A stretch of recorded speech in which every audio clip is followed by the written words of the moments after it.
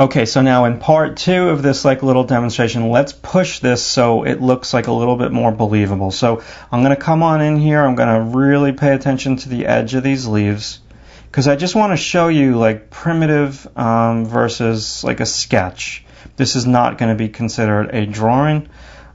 This is going to be considered a rough compositional sketch. Okay, so let me just pay attention to my compositional shape a little bit more.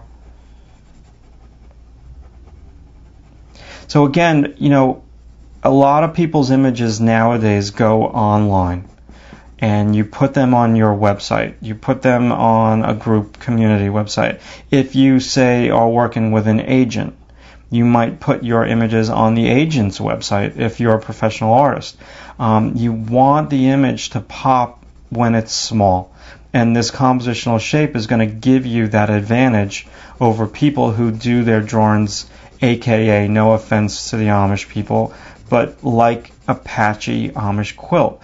You don't want your drawings to be patchy. You want them to be kind of like really solid, 3-value kind of structured images. And so far I'm just working with like 2 values right now, but I'll show you how I would incorporate the 3rd value as I kind of go along. So you could kind of get a gist of where I'm going now with this compositional shape.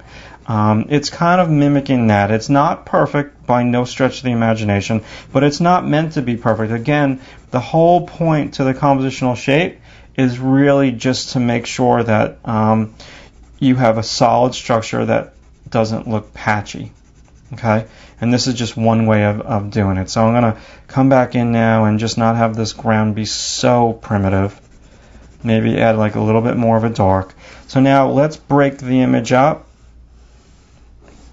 What do I mean by that? So now let's add, so far I've got 2 values. We want to have 3 values. We want to have a dark, we want to have a middle tone, and we want to have a light. So right now I've only got a dark and I've got a light. So let's add in our middle tone, a light middle tone. Maybe there's a far off kind of like hill range. Or it could even be like trees. Maybe there's a small tree that isn't as dark as this because the leaves are very thin because it's a new kind of tree and the leaves aren't dense. So maybe I would do that. Maybe I'd have like a little like tree over here that would be like somewhat dead just to break up my composition. But that's just a way to like soften it out. So it's not so, okay, here's my compositional shape. It doesn't have to be that way. You can have like a couple stray branches up top over here as well. But if you squint at your computer screen right now, like you're looking into the sun or like you need a pair of glasses, the integrity of the compositional shape still holds true. And again, if you look at it really tiny on a website, it'll really hold true.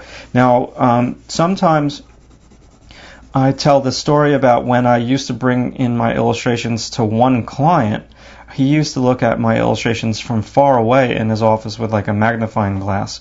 And so he would see if they worked small because a lot of my illustrations went inside of a catalog competing against other books. And so he would want to know that that illustration was going to stand out. Okay, so let me do the opposite. So again, if I was going to just go back and be patchy with this and maybe there's like a dark cloud, this is how not to do the compositional shape. This is how to create an image that is weak, where you have like patches of tone everywhere. Now, that is some people's style, you know, and that's cool if it's your style and you're doing it on purpose. Like, I'm a real big believer in doing things like on purpose and not always having things happen by like accident. You can have happy accidents, but you want to be in a little bit more of control over your images. You want to kind of, you know, go into it with like some strategy and not always just like go into it with no control whatsoever. All right, so that is my primitive compositional shape, and if you squint at it, if I want now, I can even roll this hilltop into that and work a little bit with my eraser. All right, so compositional shape, keep the integrity of it.